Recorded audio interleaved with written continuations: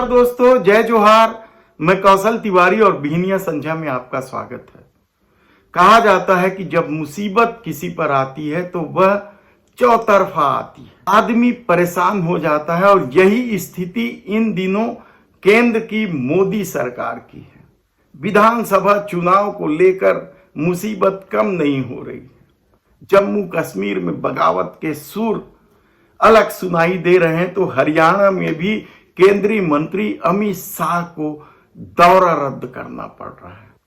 उधर मोदी सरकार पर भी संकट के बादल आने लगे हैं। चिराग पासवान ने मुंह खोला तो भले ही उनके मुंह पर 3 केस ठोक दिया गया हो या ठूस दिया गया हो, लेकिन बिहार से लेके आंध्र प्रदेश तक और महाराष्ट्र में भी किस कदर बवाल मचा हुआ है बीजेपी के खिलाफ, यह खुद पार्टी को समझ में नहीं आ रहा है। देश के प्रधानमंत्री नरेंद्र मोदी को तो सिर झुकाकर माफी मांगने की बात कहनी पड़ी महाराष्ट्र में महाराज शिवाजी महाराज को लेकर। तो दूसरी तरफ केरल में आरएसएस की बैठक में जब नड्डा पहुंचे तो वहां भी एक ही सुर अलापा गया कि बंगाल में हिंदुओं की स्थिति कितनी खराब है, बटेंगे तो कटेंगे।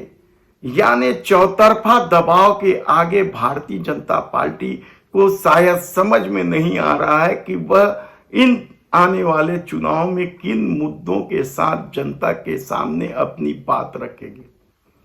क्योंकि जिस तरीके से सड़कें टूट रही हैं, पुल पुलिया टूट रही हैं, अयोध्या में पानी टपकने का मामला हो या संसद भवन में पानी टपकने का मामला हो, उज्जैन की मूर्ति हवा में गिर जाने का मामला हो, हर तरफ से मोदी सरकार घिरी नजर आ रही है।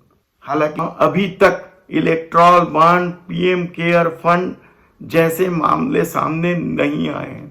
उसके बाद भी जिस तरीके से मोदी सरकार की स्थिति बनी हुई है, वह भारतीय जनता पार्टी के लिए ही नहीं, आरएसएस के लिए भी चिंता का सबब बन गया। और यही वजह है कि केरल में जब बैठक शुरू हुई तो इस बात का निर्णय लिया गया कि हर हाल में सत्ता चाहिए, क्योंकि 2025 में संघ का स्थापना दिवस है, 100वीं स्थापना दिवस। और वह भव्य तभी हो सकता है जब जेब में कुर्सी हो या जेब में सत्ता हो।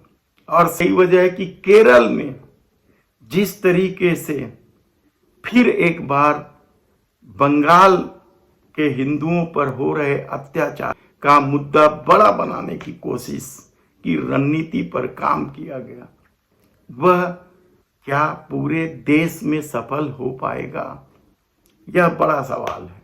लेकिन जिस तरीके से चिराग पासवान ने जाति जनगणना को लेकर सवाल उठाया है, चिराग पासवान ने सुप्रीम कोर्ट के क्रीमी लेयर वाले फैसले पर सवाल उठाया है, और जिस तरीके से आक्रामक तेवर के साथ सामने आए हैं, तो क्या उसे रोकने के लिए भारतीय जनता पार्टी ने उन 3 केसों को फिर से सामने ला दिया है, जिसमें से एक रेप केस है, दूसरा डिग्रियों की जानकारी गलत देना है, तो तीसरा संपत्ति की जानकारी चुनाव आयोग को गलत देना। ये तीनों केस अब उठने लगे जब चिराग पासवान ने मोदी सरकार की तरफ आंख तरेरी है।